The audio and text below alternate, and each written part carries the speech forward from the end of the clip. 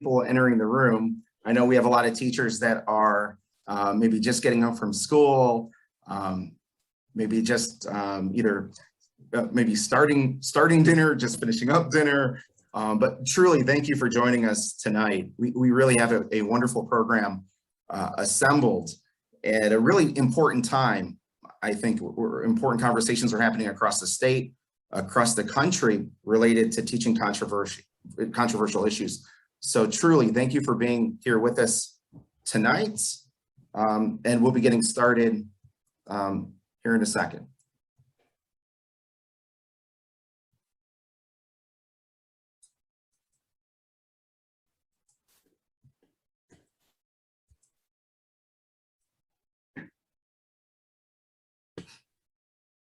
Judy, is that the Peace Wall in Belfast? What is that? It was actually the Berlin Wall. Oh, wow. Well, of course. Yeah. That's Brad's slide. That was my slide.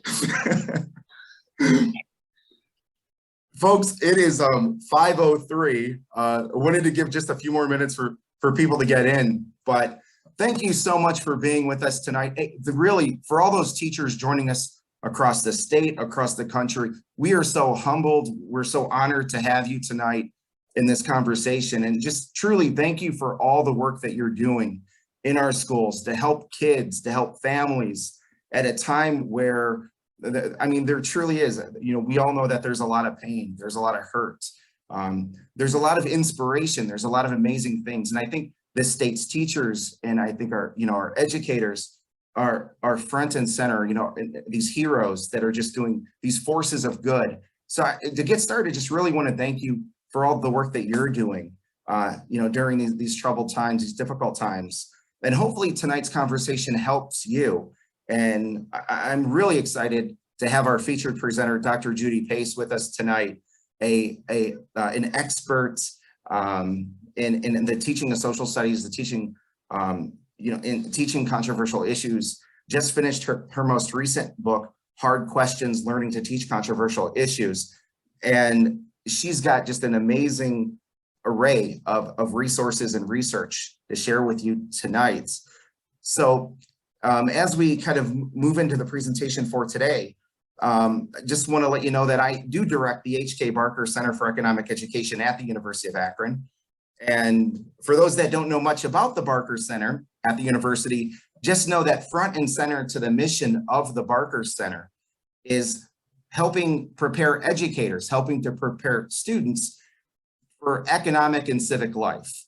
And the Barker Center is overseen by leaders in education and industry, and our major pillars are promoting financial literacy in classrooms and communities, promoting entrepreneurship, and even promoting global international economic education. So we've got some of you may know one of our guests joining us tonight, Dr.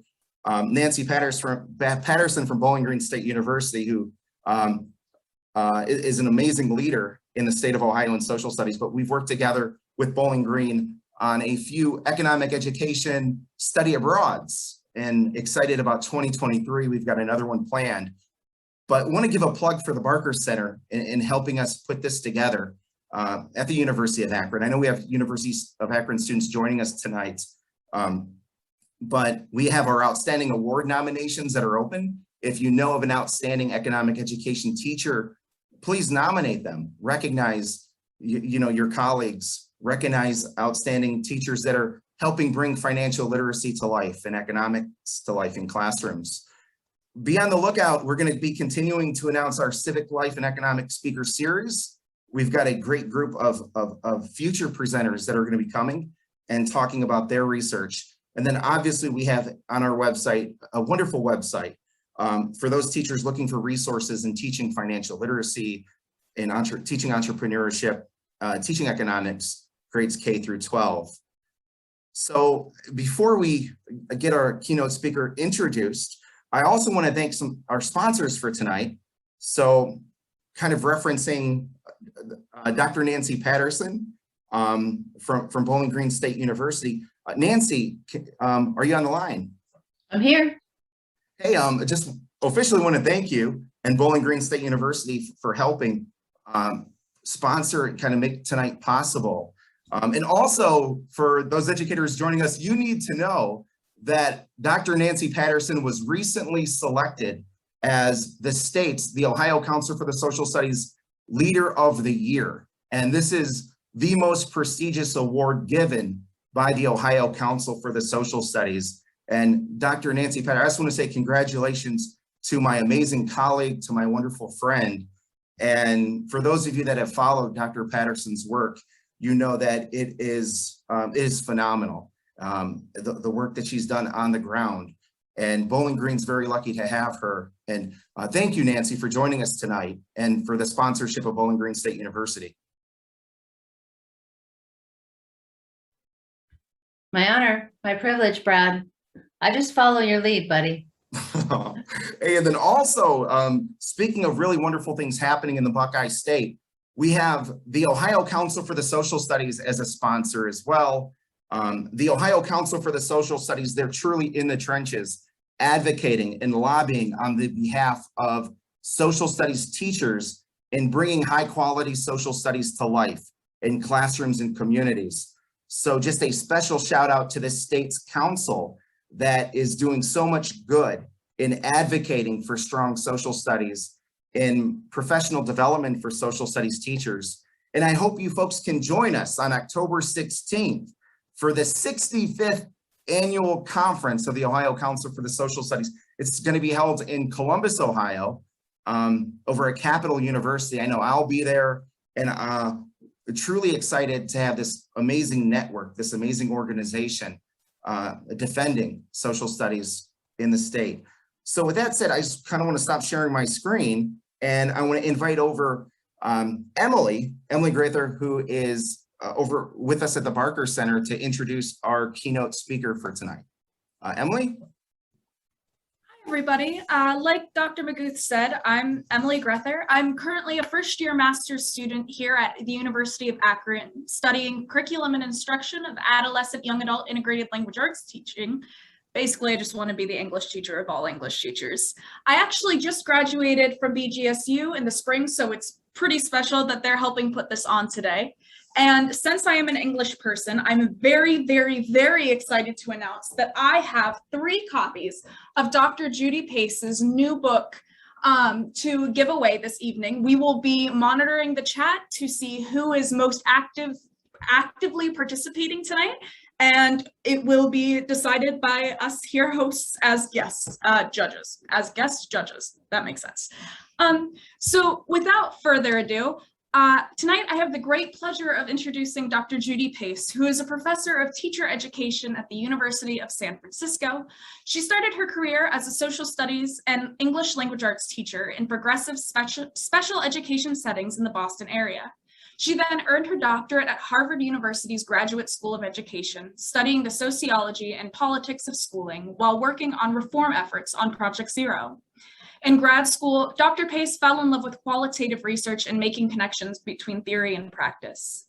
Dr. Pace has published 4 books: Classroom Authority, Theory, Research, and Practice, Educating Democratic Citizens in Troubled Times, The Charged Classroom, Predicaments and Possibilities for Democratic Teachings, and finally, the one we will be giving away tonight, Hard Questions, Learning to Teach Controversial Issues. In this book, Dr. Pace describes how 4 teacher educators located in Northern Ireland, England, and the Midwest US prepared for their pre-service teachers to teach controversial issues in citizenship, history, and social studies. At the University of San Francisco, Dr. Pace teaches courses such as Teaching and Learning, Teaching for Diversity and Social Justice, Curriculum Currents and Controversies, and Curriculum Development and Design.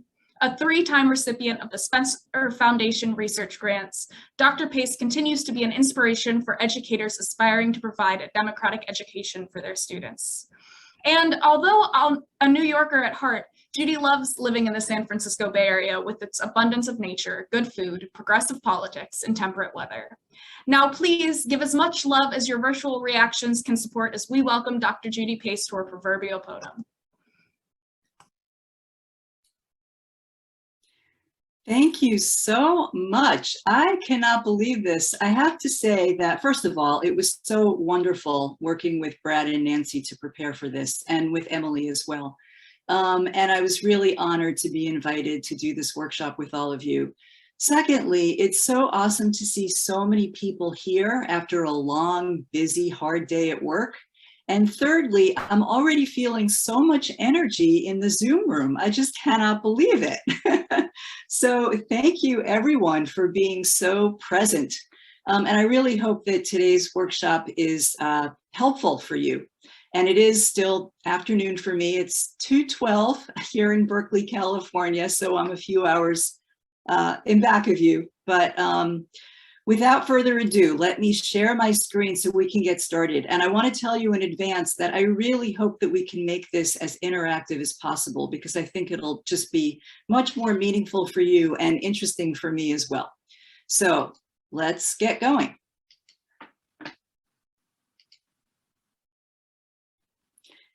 Okay. If you have not done so already, it would be great if you could write your name and where you work and your role in the chat box. And please feel free to write any questions that you have in the chat throughout the workshop, and I'm sure that Brad will be monitoring that. So here's our agenda for tonight, and we'll get through as much as we can. We'll see how much we have time for, because I don't want to rush too much. I want to give people an opportunity to talk with one another at least once during the session.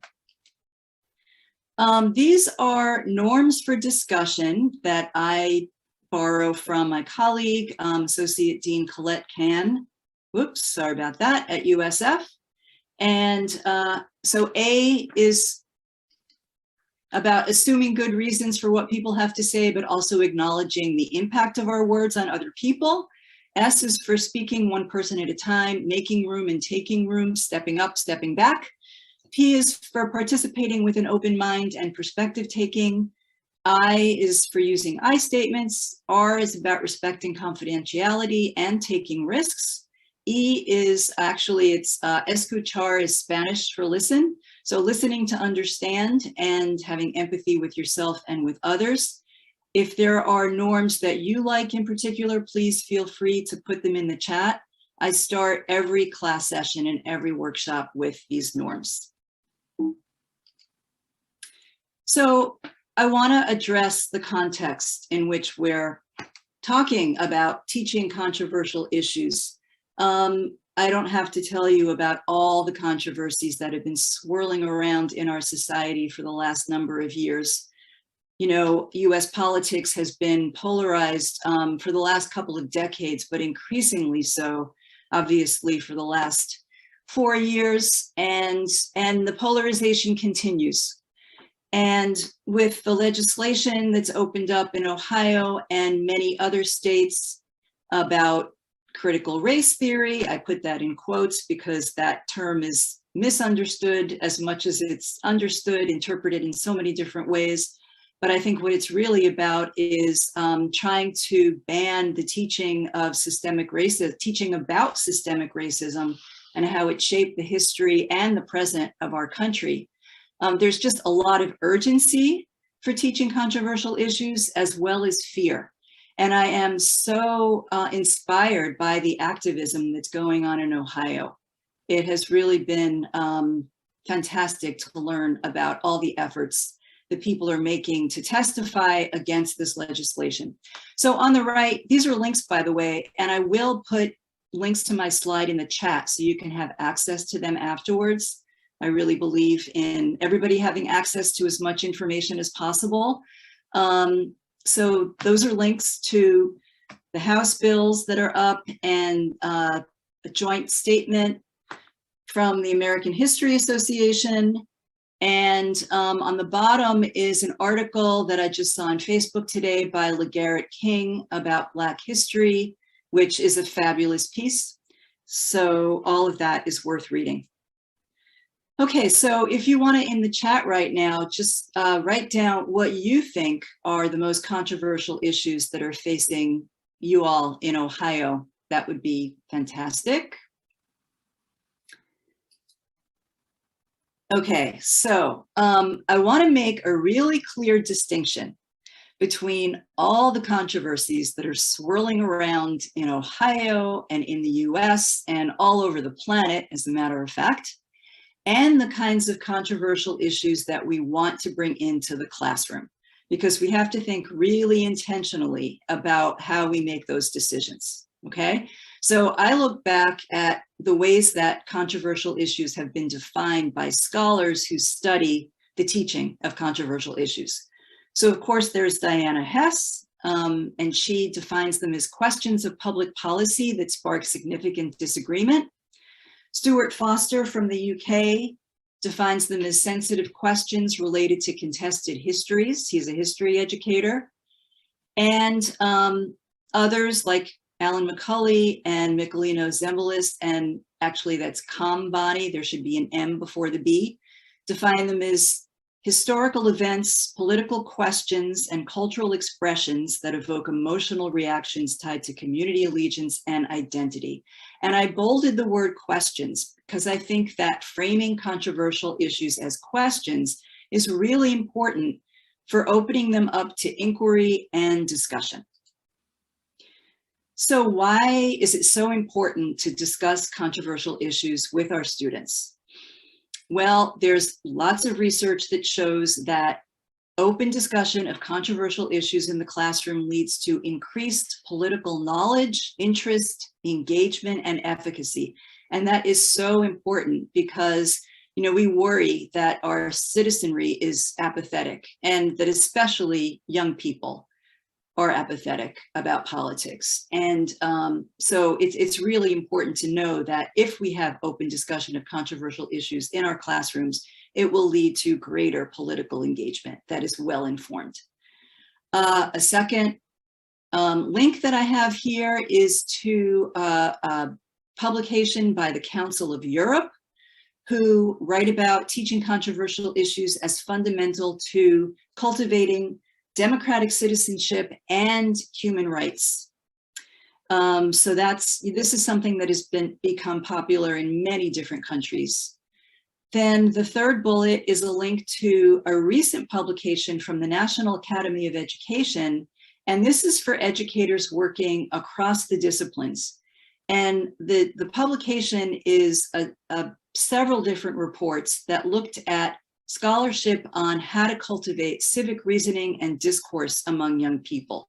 So all of this has really been elevated so that people working in all the different subject areas are paying a lot of attention to this.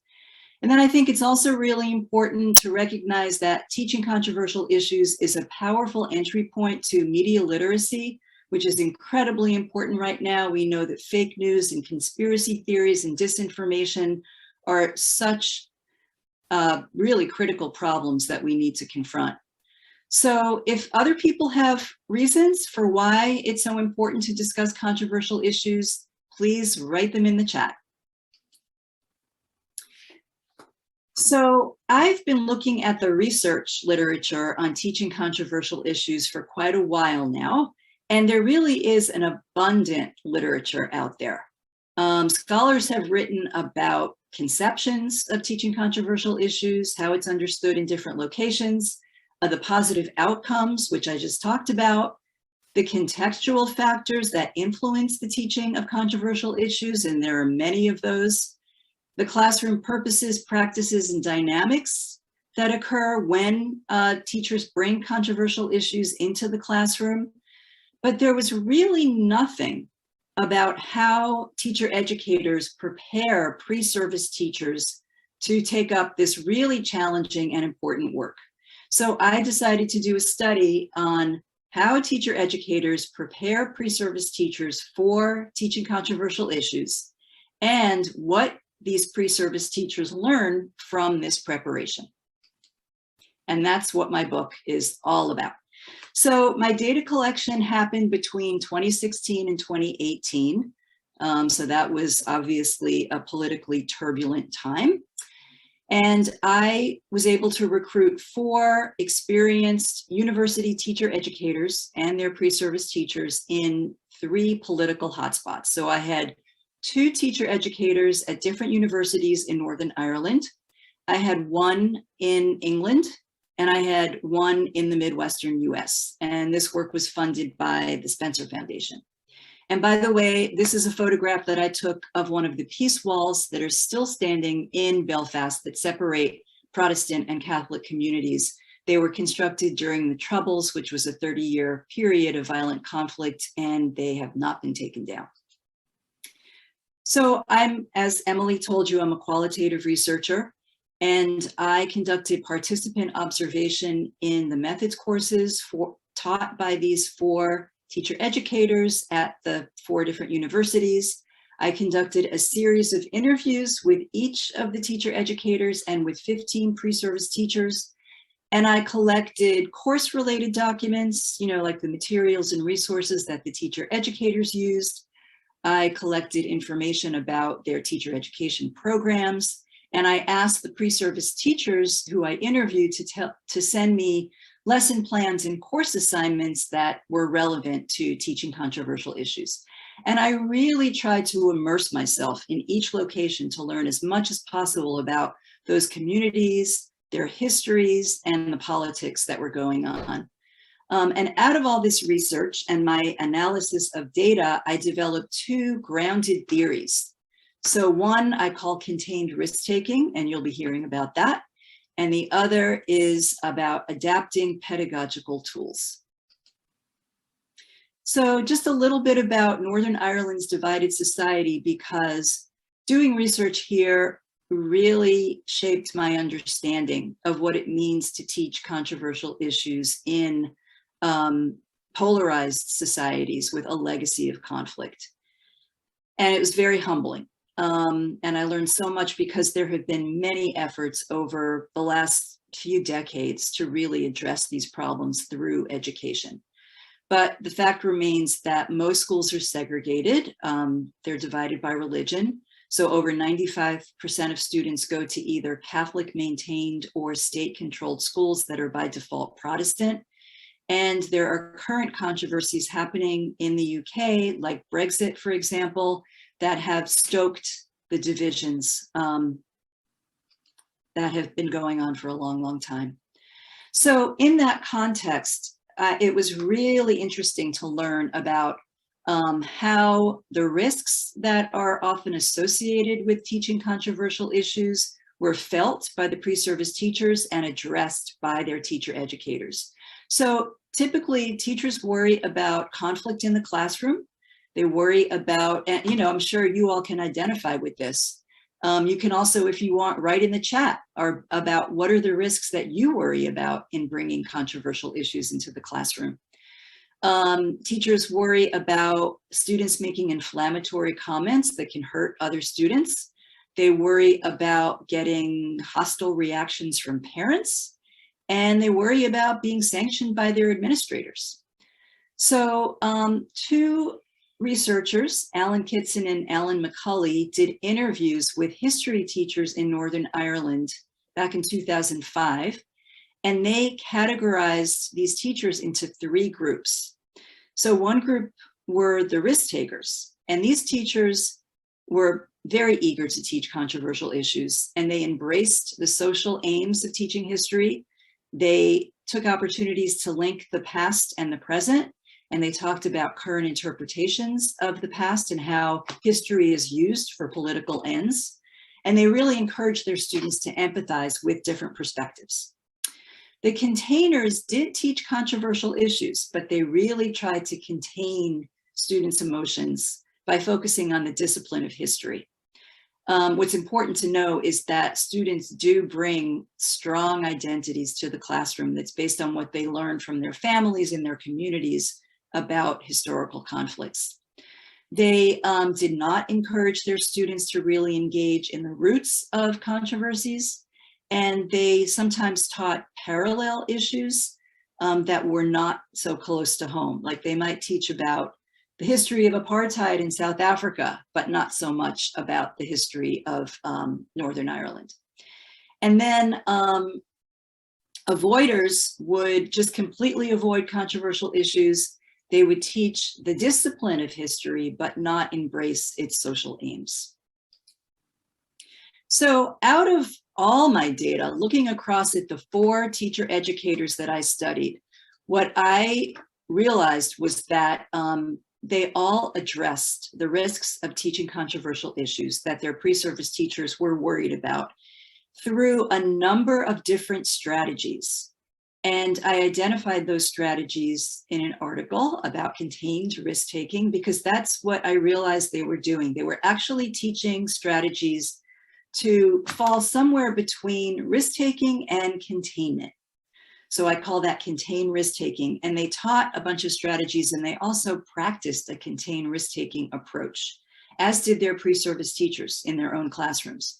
So I put together this framework to represent those different strategies, and I came up with 8 different elements that comprise a framework for reflective practice. So one element is cultivating a supportive environment, and that has a number of strategies associated with it. Another element is selecting authentic issues, and we're going to do some work on that very soon. Another element is preparing really thoroughly. And then there's choosing resources and pedagogies intentionally.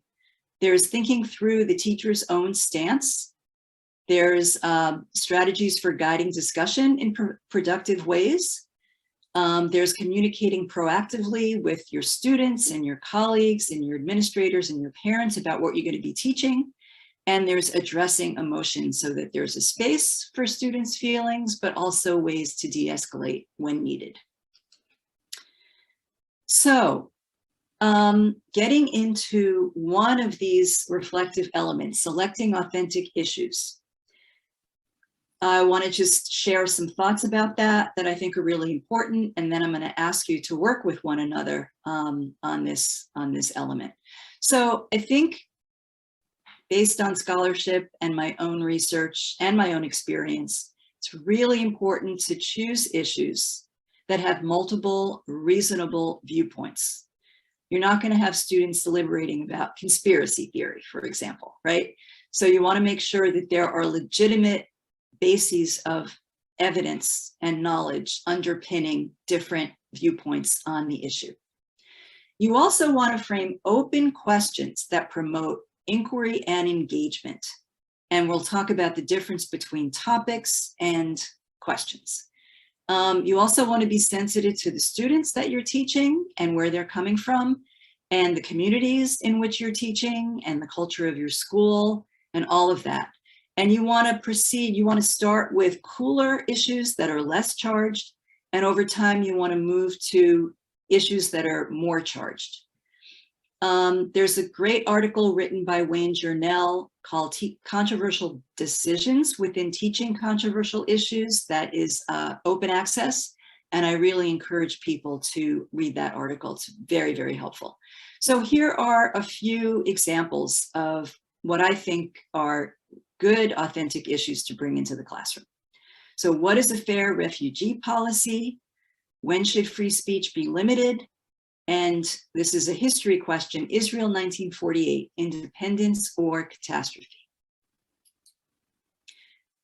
Okay, so going a little bit deeper, I think that it's really easy to conflate topics and problems with issues. And the way that I think about it is that an issue is really a question that can be deliberated from different perspectives related to the topic that you want to explore. So there's a lot of stuff that you want to teach students about racism, but what are the issues that you really want to open up to examine from different perspectives? So an example might be, when and how should racist speech be censored? Okay, and that speaks to a perennial issue of free speech versus protection. Okay, another topic would be terrorism. Within that topic, you might pose the question, what were the consequences of the US government's response to 9/11? And one of the perennial issues that would get at is security versus privacy. A third topic is the pandemic. So you would teach a lot of stuff about the pandemic, and then maybe you would open up the issue, when should COVID-19 restrictions be lifted? And then in Northern Ireland, you know, a topic is the peace walls, so-called peace walls. And an issue would be, when should the peace walls in Belfast come down? Okay, so going even deeper. It's really important to be able to distinguish between open issues and settled issues, because the open issues are the ones that you want to teach from multiple perspectives and get students to deliberate. So an open question has multiple competing and reasonable views to explore, and students get to draw their own conclusions. So an example would be, should schools discipline students for cyberbullying that happens off campus? A settled question would not be deliberated from different perspectives, because while it may have been open in the past, like over 100 years ago, it's no longer open. So should women have the right to vote is an obvious example of that. There are some gray areas, because in some places in the US, for example, there are questions that may not be settled, whereas in, where I am in the San Francisco Bay Area, they are completely settled. So that is sometimes a judgment call, and that's why Wayne's article is really helpful. Lots of issues depend on context. So the question, should students be allowed to wear religious symbols at school, is something that would be a settled question where I live. In France, that is a hotly debated question. So we have to consider the context in which we're teaching to decide whether something's open or settled, or maybe it's controversial as to whether it's open or settled. So we're going to get into breakout rooms. And what I'm proposing that you do is try to frame open questions that would drive inquiry in your classroom that you would want to teach. And so I've got a list of human rights topics and problems, actually, that have been identified by Human Rights Watch from their 2021 United States report. So you can dig into one of those and come up with one or two questions related to one of those problems, or you could come up with questions related to topics from your own curriculum. So that's your choice. And what I'd like you to do is discuss in your breakout group and post your ideas on a Padlet. This framework, which is about choosing pedagogies that you're going to use to teach these controversial issues that you've come up with. All right, so I'm going to share my screen again.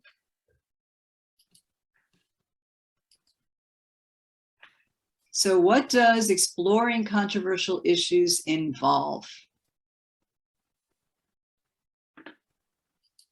Okay, so and one of the things that I realize is that we've got so many different people in the room in terms of levels of experience, which is really, really cool. So I know that many of you are familiar with this, but hopefully we can go a little bit deeper. So exploring controversial issues is about examining multiple perspectives on significant open questions, and it's really important to use rich resources that are going to engage students in those various perspectives, right? And also get them excited about what they're learning. And then a second part of it is engaging students in what we call dialogic pedagogies that involve inquiry and discussion. So another word for that is democratic pedagogies. A third element is getting students to weigh critically different viewpoints and evidence, and then they draw their own conclusions, and they may have an opportunity to self-position either publicly or privately, depending on the dynamics in the classroom and the issue, how personal it is, and just knowing your students.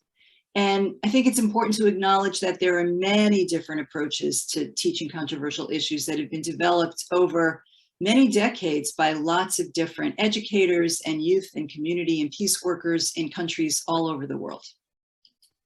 So one of the things that I think is really important to talk about is the challenge of genuine discussion in the classroom.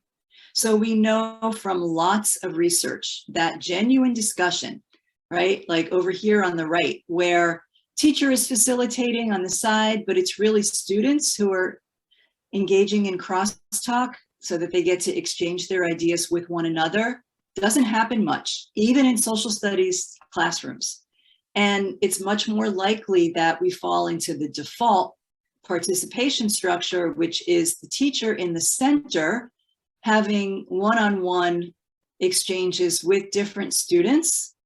And that's called recitation.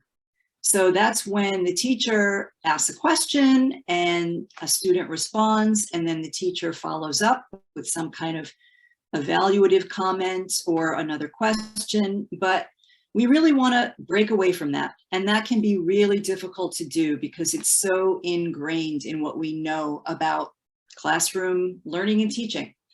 So discussions happen when the teacher poses authentic questions, open-ended questions that they really don't know the answer to, where there's crosstalk among the students, where there's a real purpose and focus and coherence, where the conversation is really building rather than just being a random bull session, where the teacher and students are taking up each other's comments and questions. And there are two forms of discussion that Walter Parker has written about. One is seminar, which is about enlarging understanding about a particular text or idea. And the other kind of discussion is a deliberation, and we're going to see an example of that very soon. So these are a number of different discussion-based activities that teachers like to use. I'm sure you have your favorites. Feel free to put them in the chat. The first is structured academic controversy. We're going to be seeing a video about that in a minute. Another is a walking debate where students get to position themselves along a spectrum, or you could do it as a four corners activity. Town hall, which could be a role play. Students could be assigned different roles to play, again, representing different perspectives on an issue. There are simulations, there are ranking and sorting activities, there's historical source analysis, so lots and lots of different approaches. So we are going to see this 10-minute video from the Chicago Public Schools on structured academic controversy. And we're focusing in on one classroom where the teacher is facilitating a deliberation, which is a general term. Structured academic controversy is a method that gets students to deliberate. And the question here is, should 16-year-olds have the right to vote? So while you're watching, I'd like you to think about, what do you like about structured academic controversy? And many of you may be familiar with it.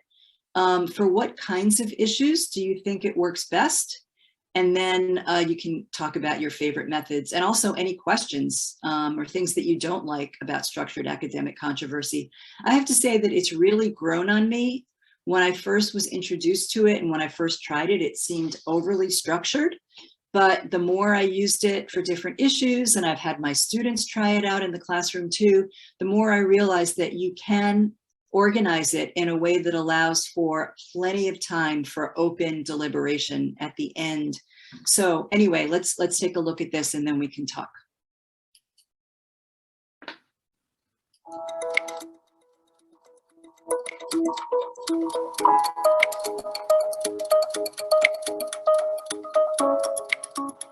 The purpose of a structured academic controversy, or a SAC, is to give students a reading that presents two sides, or sometimes more, but generally two sides of a controversial topic. Ask them to do a close reading. Sorry about that. I just wanted to make sure that people could hear. Brad, is there any trouble with hearing the video? No, it's actually coming through loud and clear, Oh, Judy. fantastic, fantastic. Thank you. And identify the arguments that are being made by both sides, and then come in and with a partner dissect those and pick out and discuss what they think are the strongest arguments, and then take turns essentially teaching them to each other. The idea being to disinvest students from one side or another so that they don't see it as a debate or an argument in which whatever side you've been assigned must be the side that wins, and instead allow students to explore those ideas, make sure that they understand them from both sides. So they will teach one side, hear the other, and then switch and teach the other side.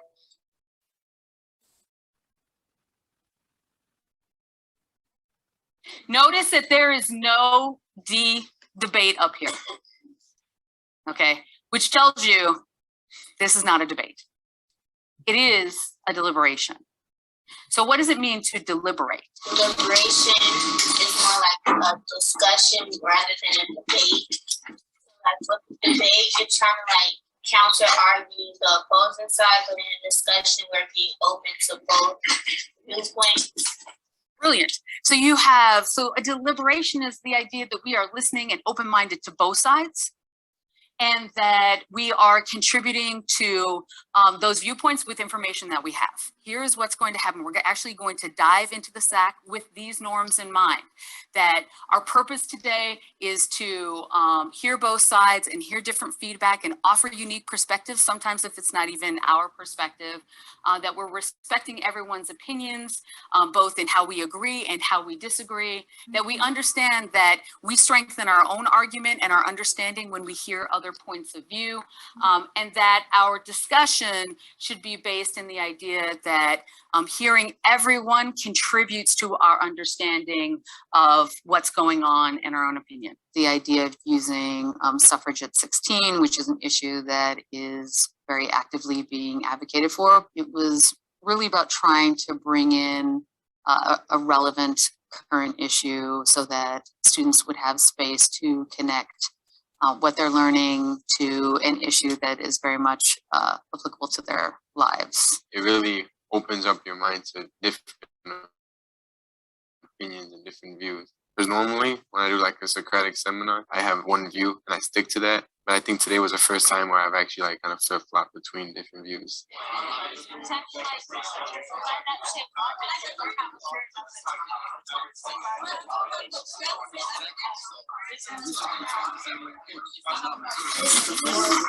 Okay, so those are our top three. And then we can even tie them into other perspectives to get an overall understanding, like the maturity level and stuff like that. A side, you are going to present your information first. B side, you are going to write down what you hear A side saying, okay, without interruption. All right, so side A, please present your information to side B. Teenagers already have citizen participation.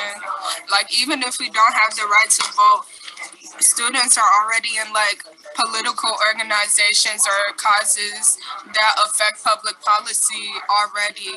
And these are all activities of citizen participation. And so if older teenagers are already in this, then they should have the ability to vote. Side B, you are going to present your 3 points now. So we'll do the same thing, just with side B. Generally, they require parental consent for most major life decisions. So technically, they're really not holding their own decisions because they need someone as a higher age level and a higher maturity as it represents itself, that they need a consent to further do whatever they decide to do and approve of whatever their decisions may be. And I want you to answer the deliberation question. Where you are right now, what do you think the answer to that is? What were the 2 pieces of evidence that you heard that really swayed your opinion? Now, remember I said evidence is definitely what you just exchanged and what you read about, but it is also your lived experience. That matters. So you can now welcome that into part of what you're going to be using in order to share your thinking with the other people at the table. In SAC, it's, there's a lot of gray area. There's not necessarily a binary decision. So it just goes to show how issues in the real world aren't necessarily just, true or false. There's a deeper ground to them, and they should be explored. So the idea is that this is how the world works. This is how human beings are, right? We have different opinions. And when we come together, can we actually come up with a solution? Can we deliberate, hear each other, and think, what is the best policy that we can come up with based on our points of view? And this is hard because sometimes that means negotiating. Would you be okay with the fact that we said, like, no, they shouldn't be allowed to vote? Like, however, like, I feel like the 16 for half a vote would be, like, a compromise. Kind of how we type back how it's, like, different generations and different issues. So it's, like, it should be implemented, but also people don't have, like, that extensive knowledge as, like, an adult would. You need to, like, know more about it. Well, so let me ask you a question. Why do those things have to come with voting? I mean, you're absolutely right. That's absolutely why 18-year-olds try to protest against the Vietnam War and being drafted. So you're 100% correct. But why do those things have to come with it? I feel by saying like you're voting, like you're saying that you are mature enough to make a decision as to who should be representing you and who should be in office in the country. And that's like very much an adult decision. Like if you have the right to, if you can make that decision for yourself. Well, the reason behind it was that a lot of the evidence was that most 16-year-olds have a lot of dependence on their parents, so there could be a little bit of not them understanding that they should vote for who they want instead of their parents. Because that would be more responsibility, but at least being able to like make sure where you're studying and like your school system is like accurately represented. Law class or whatever, you don't get to vote. But if you take the class and you pass the class, you're allowed to vote at the age of 16. Right now, what do you think? If you think 16-year-olds should be able to vote, please stand. All right, have a seat, please. If you think that 16-year-olds should not be able to vote, please stand. Okay, because what happens a lot sometimes is, especially if we are the only person sitting at our table or the only person in a group and we hold a point of view, we sometimes think we are crazy or the only people that feel that way. And so I want you to see that there are always other people out there that have similar opinions to you. So there are always people to search out if there are change that you want to make, that you can always find people to do that. People should be able to engage with one another and hear each other, even if it is something that forms a kind of core belief. Students having the opportunity to engage in these things then opens them up to later discussions. And the only way to do that is provide them a space in which to engage safely in that learning. I think it's a method of discussion that students can build a lot of competency in and then really work on their own. So this is the first time that my class has done a SAC. But it's always wonderful to hear the kinds of thinking that they do and the kinds of constructing that they do.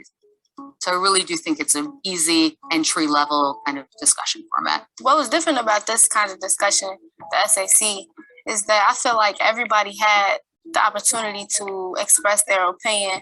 Everybody had like the opportunity to be heard. Everybody's opinion was heard. No one was like shut down. I feel like as like teenagers who are about to like turn into young adults in school, I feel like that's a place where we could like see all the sides and come up with our own decisions.